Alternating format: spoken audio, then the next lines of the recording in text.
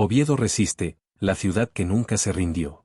En el corazón de Asturias, en un rincón del norte de España, se alza una ciudad que se convirtió en un símbolo eterno de resistencia, fe y sacrificio. Oviedo, la ciudad que nunca se rindió, fue mucho más que un escenario de la Guerra Civil Española.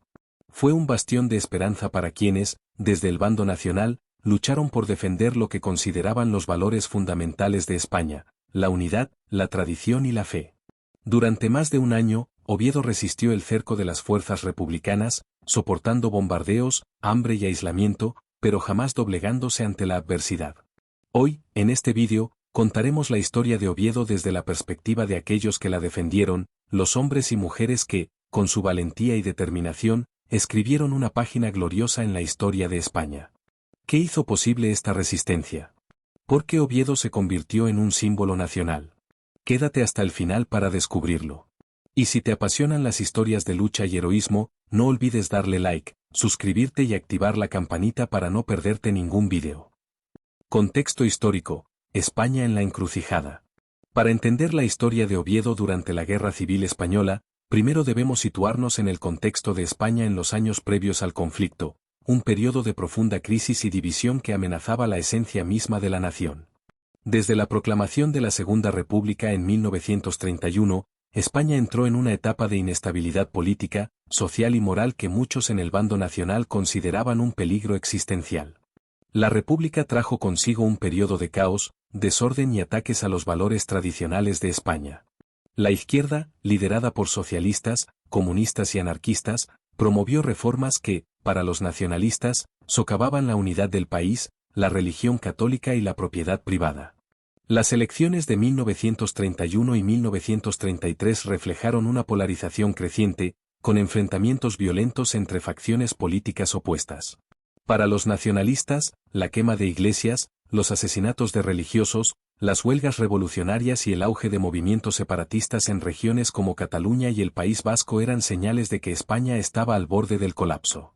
En 1936, la situación alcanzó un punto crítico. Las elecciones de febrero de ese año dieron la victoria al Frente Popular, una coalición de partidos de izquierda que prometía profundas reformas sociales y económicas. Desde el punto de vista nacionalista, esta victoria fue vista como el triunfo de fuerzas revolucionarias que buscaban destruir la España tradicional y sumir al país en el comunismo. Los asesinatos políticos, como el del líder de la oposición José Calvo Sotelo en julio de 1936, fueron, para los nacionalistas, la gota que colmó el vaso, la prueba definitiva de que el gobierno republicano había perdido el control y que España estaba al borde de una revolución bolchevique. Fue en este contexto de crisis nacional cuando un grupo de militares, liderados por figuras como Francisco Franco, Emilio Mola y José Sanjurjo, decidió actuar. El 18 de julio de 1936, estos generales lanzaron un alzamiento militar contra el gobierno republicano, con el objetivo de restaurar el orden, defender la fe católica y preservar la unidad de España. Este alzamiento no fue un golpe de Estado, sino un acto de salvación nacional, una cruzada para rescatar a España de las garras del comunismo y la anarquía. Sin embargo, lo que comenzó como un alzamiento rápido pronto se convirtió en una guerra civil a gran escala.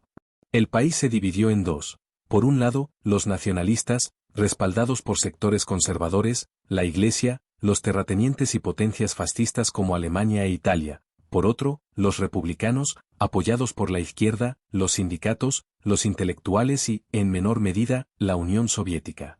Las primeras semanas del conflicto fueron decisivas. Mientras ciudades como Madrid, Barcelona y Valencia permanecían leales a la República, otras, como Sevilla, Zaragoza y Oviedo, se convirtieron en bastiones nacionalistas, resistiendo los intentos republicanos de aplastar la sublevación.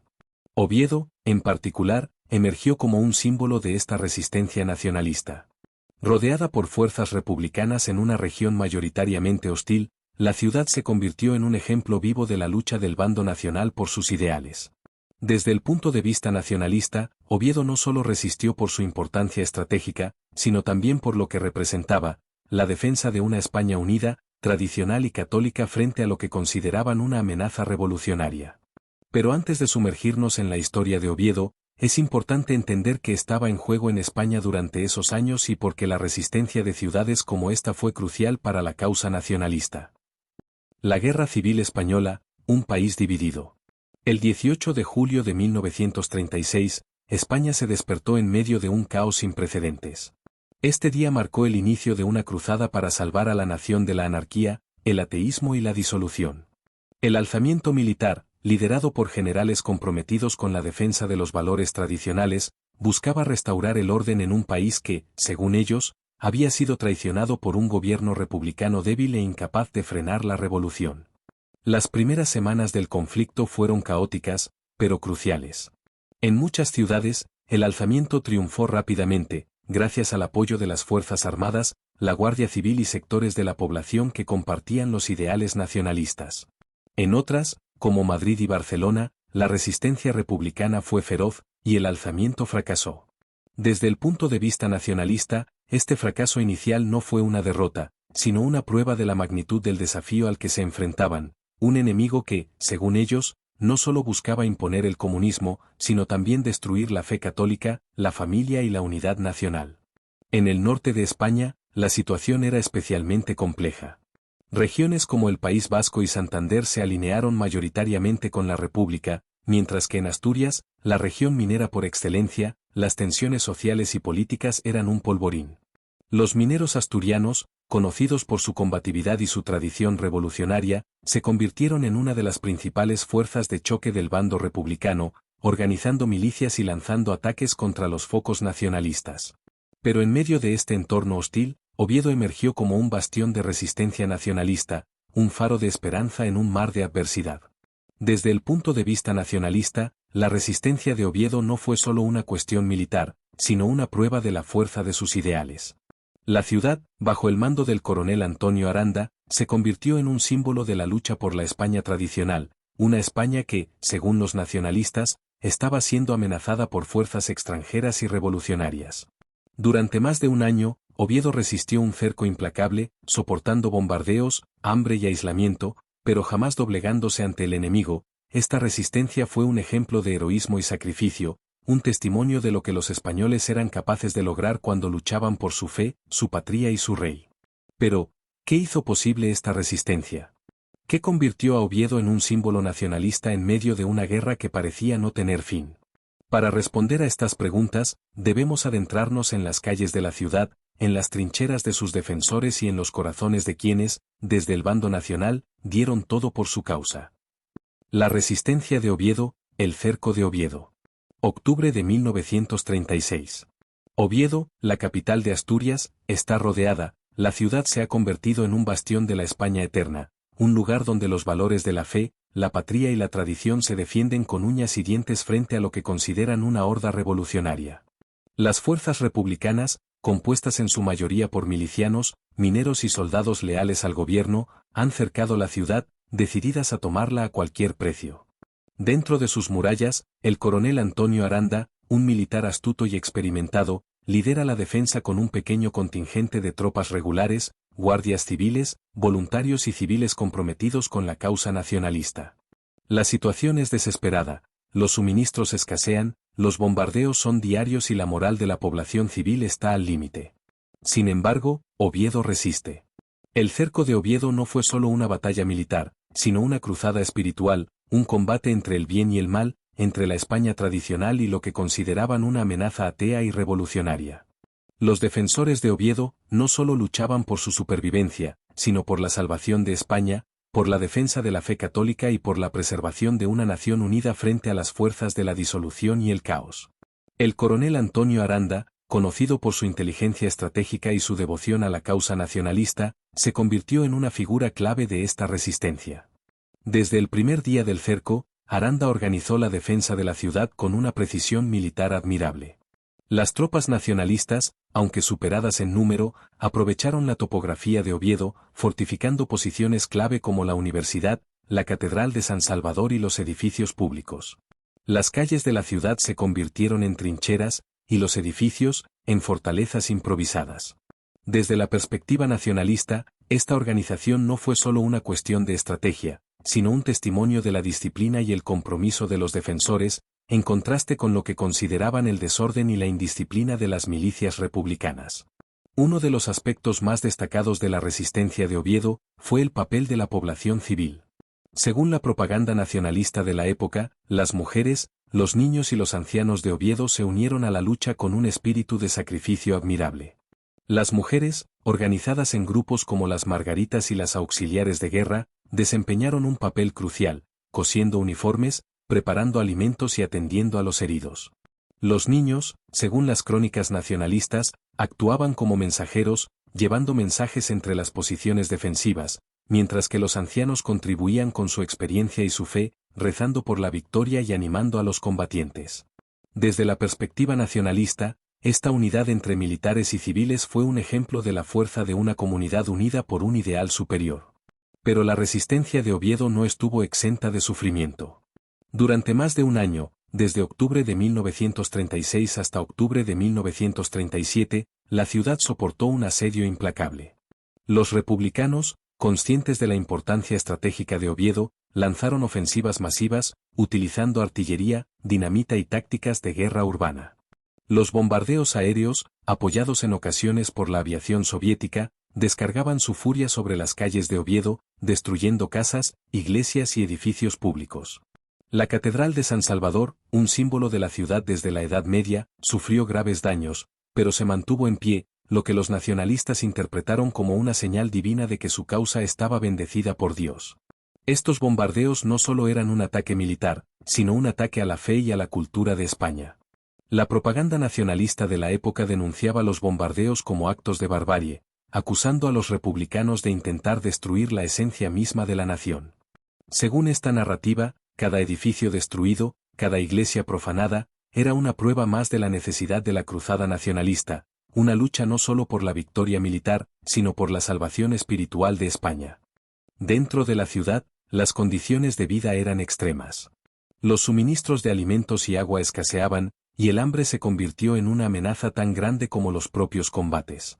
Según las crónicas, los defensores de Oviedo recurrieron a medidas extremas para sobrevivir, racionando cada pedazo de pan, cada gota de agua, y compartiendo lo poco que tenían con un espíritu de camaradería y sacrificio. Este sufrimiento no fue en vano, sino una prueba de la fuerza de su fe y su compromiso con la causa. Uno de los episodios más dramáticos del cerco fue el intento republicano de tomar la ciudad mediante el uso de dinamita. Los mineros asturianos, conocidos por su experiencia con explosivos, lideraron muchos de los ataques, utilizando dinamita para abrir brechas en las defensas nacionalistas. Estos ataques eran un ejemplo de la brutalidad y la falta de humanidad del enemigo, una táctica que, según ellos, reflejaba la naturaleza destructiva de la revolución. Sin embargo, los defensores de Oviedo, liderados por Aranda, lograron resistir estos ataques, improvisando contramedidas y manteniendo sus posiciones a pesar de la superioridad numérica del enemigo. La resistencia de Oviedo tuvo un impacto que trascendió las fronteras de Asturias. La ciudad se convirtió en un símbolo de la lucha nacionalista, un ejemplo de lo que era posible lograr cuando los españoles se unían bajo una misma bandera y una misma fe. La propaganda nacionalista de la época exaltaba la resistencia de Oviedo como una epopeya heroica, comparándola con las grandes gestas de la historia de España, como la Reconquista o la defensa de Numancia. Periódicos, radios y carteles nacionalistas difundían historias de valor y sacrificio, animando a otros frentes de batalla a seguir el ejemplo de Oviedo. El 17 de octubre de 1937, tras más de un año de asedio, las fuerzas nacionalistas lograron romper el cerco y liberar Oviedo. Esta victoria no fue solo militar, sino también espiritual, una prueba de que su causa estaba bendecida por Dios y destinada a triunfar. La ciudad estaba en ruinas, pero seguía en pie. Sus calles, llenas de escombros, eran un testimonio de la destrucción, pero también de la supervivencia.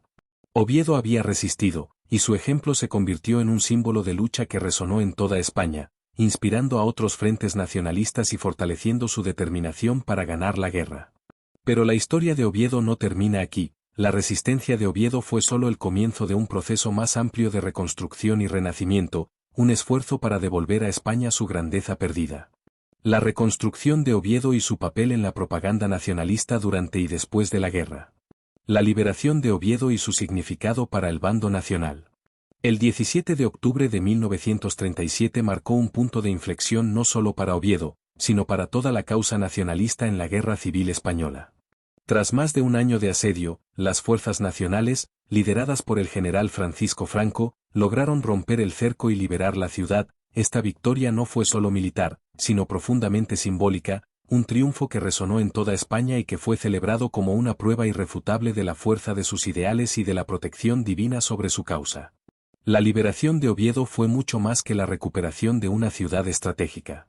Fue la culminación de una epopeya heroica, un testimonio del valor, el sacrificio y la fe de los defensores de la ciudad, quienes habían resistido no solo contra un enemigo militar, sino contra las fuerzas del mal, representadas por el comunismo, el ateísmo y la revolución. La propaganda de la época describía a Oviedo como el Alcázar del Norte, comparándola con la resistencia del Alcázar de Toledo, otro símbolo icónico de la lucha nacionalista. En los días posteriores a la liberación, Oviedo se convirtió en un centro de celebración y peregrinación para el bando nacional. Soldados, oficiales y civiles de toda España acudieron a la ciudad para rendir homenaje a los héroes del cerco, muchos de los cuales habían dado su vida por la causa. Estos héroes no eran solo soldados, sino mártires, hombres y mujeres que habían sacrificado todo por la salvación de España.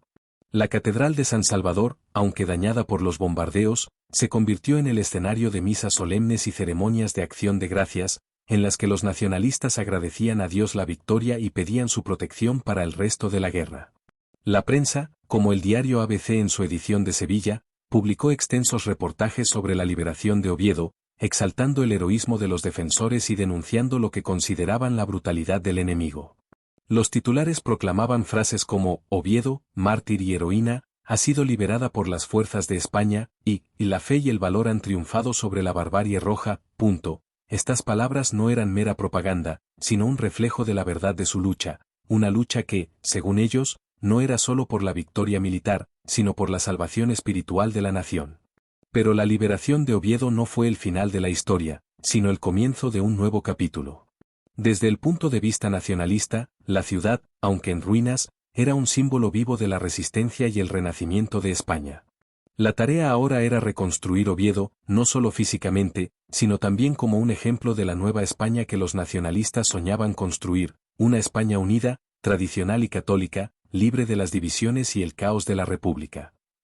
La reconstrucción de Oviedo, un símbolo de la nueva España. Tras la liberación de Oviedo, la ciudad se enfrentó a un desafío monumental: reconstruir lo que la guerra había destruido. Esta reconstrucción no era solo una cuestión de reparar edificios o calles, sino de reconstruir la esencia misma de España, de devolver a la nación su grandeza perdida y de demostrar al mundo la superioridad de su causa. Oviedo, como símbolo de la resistencia nacionalista, se convirtió en un proyecto prioritario para el bando nacional, un ejemplo vivo de lo que la nueva España podía lograr bajo el liderazgo de Francisco Franco y los valores del movimiento nacional. La reconstrucción de Oviedo comenzó casi de inmediato, incluso mientras la guerra seguía rugiendo en otros frentes. Este esfuerzo no fue solo una tarea práctica, sino un acto de fe, una demostración de la capacidad de los españoles para levantarse de las cenizas y construir un futuro mejor. Los nacionalistas organizaron equipos de obreros, muchos de ellos prisioneros de guerra republicanos, para despejar escombros, reparar carreteras y reconstruir edificios emblemáticos. El uso de prisioneros no era explotación, sino una forma de redimir a los vencidos, de darles la oportunidad de contribuir a la nueva España y de expiar lo que consideraban sus crímenes contra la patria. Uno de los proyectos más importantes de la reconstrucción fue la restauración de la Catedral de San Salvador, que había sufrido graves daños durante los bombardeos republicanos. Desde la perspectiva nacionalista, la catedral no era solo un edificio, sino un símbolo de la fe católica, el pilar fundamental de la España tradicional que los nacionalistas defendían. En 1938, mientras la guerra aún continuaba, se celebraron ceremonias solemnes en la catedral restaurada, en las que los nacionalistas agradecían a Dios la victoria en Oviedo y pedían su protección para el resto de la guerra. Otro edificio emblemático que recibió especial atención fue la Universidad de Oviedo, que había sido utilizada como cuartel y hospital durante el cerco. Pero la reconstrucción de Oviedo no se limitó a los edificios emblemáticos. La ciudad debía convertirse en un modelo de la nueva España, una España ordenada, próspera y unida. Se construyeron nuevas viviendas, carreteras y servicios. Sin embargo, las heridas de la guerra tardaron en sanar. Muchas familias habían perdido a sus seres queridos, y la memoria del asedio quedó grabada en la identidad de la ciudad. Se levantaron monumentos a los caídos, recordando a aquellos que dieron su vida por España. Hoy en día, Oviedo es una ciudad moderna, pero su pasado sigue vivo en sus calles y en la memoria de sus habitantes. La resistencia de 1936 nunca será olvidada. Conclusión y reflexión. Oviedo no solo resistió un asedio, se convirtió en un símbolo de honor, sacrificio y lealtad. Su historia sigue viva en sus calles y en el corazón de cada ovetense. Porque una ciudad que nunca se rinde, es una ciudad que nunca muere. Si te ha gustado este vídeo, dale like y suscríbete para más historias de la Guerra Civil Española.